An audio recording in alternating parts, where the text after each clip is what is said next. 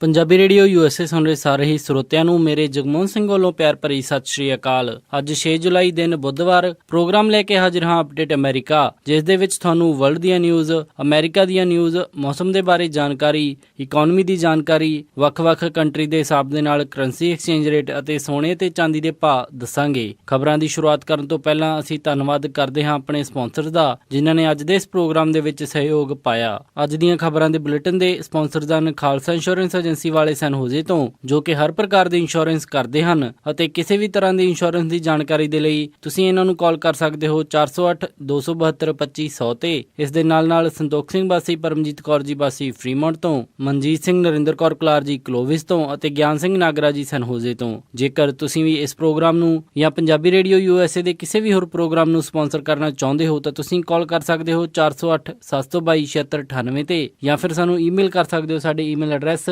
info@punjabiradiousa.com ਤੇ। ਹੁਣ ਵਧਦੇ ਹਾਂ ਜੀ ਅੱਜ ਦੀ ਪਹਿਲੀ ਖਬਰ ਵੱਲ।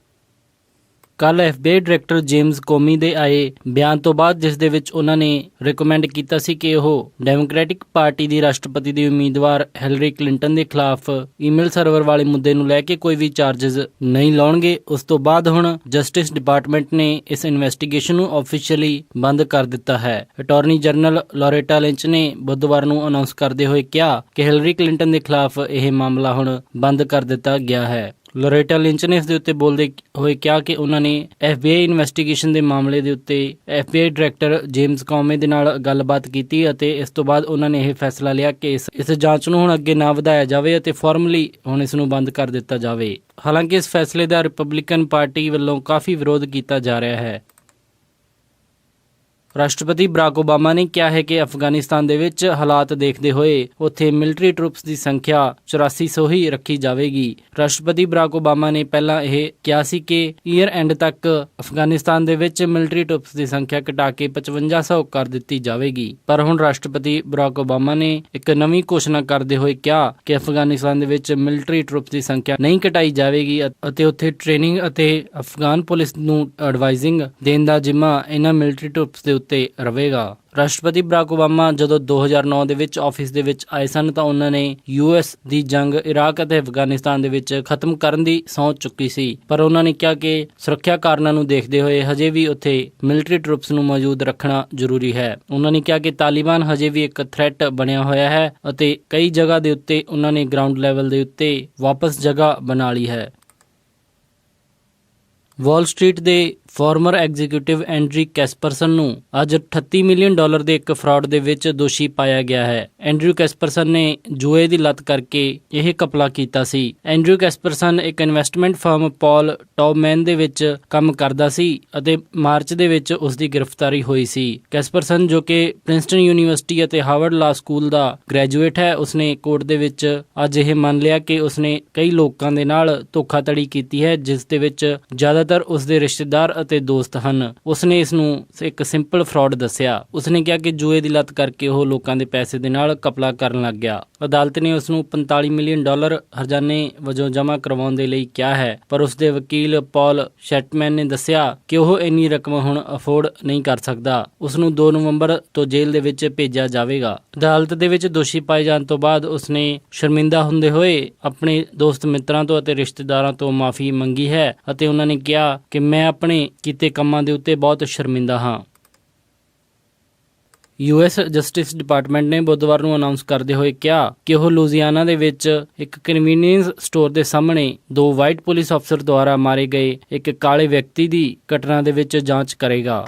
2 ਵੀਡੀਓ ਇਮੇਜਸ ਦੇ ਵਿੱਚ ਇਹ ਸਾਹਮਣੇ ਆਇਆ ਹੈ ਕਿ ਐਲਟਨ ਸਟਰਲਿੰਗ, ਜਿਸ ਦੀ ਕਿ ਉਮਰ 37 ਸਾਲ ਸੀ, ਉਸ ਦੇ ਉੱਤੇ ਇੱਕ ਪੁਲਿਸ ਅਫਸਰ ਨੇ ਕਲੋਜ਼ ਰੇਂਜ ਦੇ ਉੱਤੇ 5 ਗੋਲੀਆਂ ਚਲਾਈਆਂ ਅਤੇ ਦੂਸਰਾ ਉਸਦੀਆਂ ਜੇਬਾਂ ਖਾਲੀ ਕਰ ਰਿਹਾ ਸੀ ਜਦੋਂ ਉਸਦੀ ਮੌਤ ਹੋ ਗਈ। ਇੱਕ ਫੂਡ ਮਾਰਟ ਦੇ CCTV ਕੈਮਰੇ ਤੋਂ ਆਈ ਫੁਟੇਜ ਦੇ ਮੁਤਾਬਿਕ ਸਟਰਲਿੰਗ ਦੀ ਮੌਤ ਪਾਰਕਿੰਗ ਲਾਟ ਦੇ ਵਿੱਚ ਹੋਈ ਸੀ। ਉਸ ਫੂਡ ਮਾਰਟ ਦੇ ਮਾਲਿਕ ਨੇ ਦੱਸਿਆ ਕਿ ਮੈਂ ਇਸ ਘਟਨਾ ਨੂੰ ਦੇਖ ਕੇ ਬਹੁਤ ਦੁਖੀ ਹੋਇਆ ਕਿਉਂਕਿ ਸਟਰਲਿੰਗ ਉਹਨਾਂ ਦਾ ਇੱਕ ਬਹੁਤ ਵਧੀਆ ਦੋਸਤ ਸੀ। ਸਟਰਲਿੰਗ ਨੂੰ ਇਨਸਾਫ ਦਿਵਾਉਣ ਦੇ ਲਈ ਲੂਜ਼ੀਆਨਾ ਦੇ ਸ਼ਹਿਰ ਬੈਟਨ ਰੂਗ ਦੇ ਵਿੱਚ ਕਾਫੀ ਲੋਕਾਂ ਨੇ ਪ੍ਰਦਰਸ਼ਨ ਕੀਤਾ। ਡੈਮੋਕ੍ਰੈਟਿਕ ਪਾਰਟੀ ਦੀ ਪ੍ਰੈਜ਼ੀਡੈਂਸ਼ੀਅਲੀ ਨੋਮੀਨੀ ਹਿਲਰੀ ਕਲਿੰਟਨ ਨੇ ਇਸ ਘਟਨਾ ਦੇ ਉੱਤੇ ਕਿਹਾ ਕਿ ਇਹੋ ਜਿਹੀਆਂ ਘਟਨਾਵਾਂ ਆਮ ਲੋਕਾਂ ਤੇ ਪੁਲਿਸ ਦੇ ਰਿਸ਼ਤੇ ਦੇ ਵਿੱਚ ਦਰਾਰ ਪਾਉਂਦੀਆਂ ਹਨ ਅਤੇ ਲੋਕਾਂ ਦਾ ਪੁਲਿਸ ਤੋਂ ਭਰੋਸਾ ਉੱਠਦਾ ਹੈ। ਉਹਨਾਂ ਨੇ ਕਿਹਾ ਕਿ ਜ਼ਰੂਰ ਦੇਸ਼ ਦੇ ਵਿੱਚ ਕੁਛ ਨਾ ਕੁਛ ਗਲਤ ਹੋ ਰਿਹਾ ਹੈ, ਜਦੋਂ ਕਿ ਬਹੁਤ ਸਾਰੇ ਅਮਰੀਕਨਜ਼ ਸਕਿਨ ਕਲਰ ਦੇ ਉੱਤੇ ਦੂਸਰੇ ਦੇਸ਼ ਵਾਸੀਆਂ ਨੂੰ ਅਮਰੀਕਨ ਨਹੀਂ ਸਮਝਦੇ। ਰਿਪਬਲਿਕਨ ਪਾਰਟੀ ਦੇ ਡੋਨਲਡ ਟਰੰਪ ਦਾ ਇਸ ਦੇ ਉੱਤੇ ਹਜੇ ਤੱਕ ਕੋਈ ਵੀ ਬਿਆਨ ਨਹੀਂ ਆਇਆ।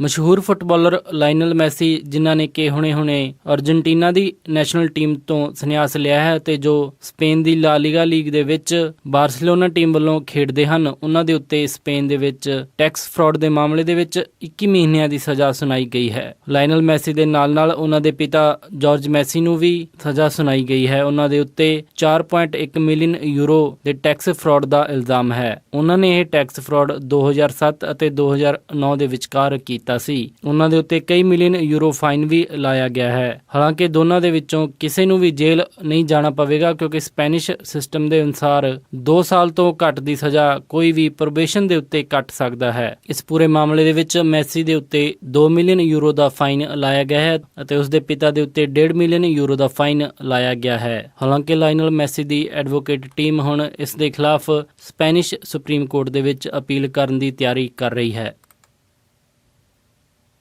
ਸੈਨ ਫਰਾਂਸਿਸਕੋ ਦੇ ਵਿੱਚ ਅੱਜ ਇੱਕ ਤੇਜ਼ ਰਫ਼ਤਾਰ ਦੇ ਵਿੱਚ ਆਉਂਦੀ ਹੋਈ ਕਾਰ ਇੱਕ ਘਰ ਦੇ ਵਿੱਚ ਜਾ ਟਕਰਾਈ, ਜਿਸ ਦੇ ਵਿੱਚ ਡਰਾਈਵਰ ਦੀ ਮੌਤ ਹੋ ਗਈ। ਇਹ ਹਾਦਸਾ ਦੁਪਹਿਰ 1:30 ਵਜੇ 32nd ਐਵਨਿਊ ਦੇ ਕੋਲ ਹੋਇਆ, ਜਦੋਂ ਡਰਾਈਵਰ ਤੇਜ਼ ਸਪੀਡ ਦੇ ਨਾਲ ਟੋਇਟਾ SUV ਦੇ ਵਿੱਚ ਆ ਰਿਹਾ ਸੀ। ਕਾਰ ਇਸ 3 ਸਟੋਰੀ ਘਰ ਦੇ ਵਿੱਚ ਟਕਰਾਈ। ਇਸ ਦੇ ਨਾਲ ਕਾਰ ਦੇ ਵਿੱਚ ਫੌਰਨ ਹੀ ਅੱਗ ਲੱਗ ਗਈ ਅਤੇ ਬਾਅਦ ਦੇ ਵਿੱਚ ਇਹ ਅੱਗ ਘਰ ਨੂੰ ਵੀ ਫੈਲ ਗਈ। ਫਾਇਰ ਫਾਈਟਰਸ ਮੌਕੇ ਤੇ ਪਹੁੰਚੇ ਅਤੇ ਉਹਨਾਂ ਨੇ ਅੱਗ ਬੁਝਾਉਣ ਦੀ ਕੋਸ਼ਿਸ਼ ਕੀਤੀ, ਪਰ ਉਦੋਂ ਤੱਕ ਡਰਾਈਵਰ ਦੀ ਮੌਤ ਹੋ ਚੁੱਕੀ ਸੀ।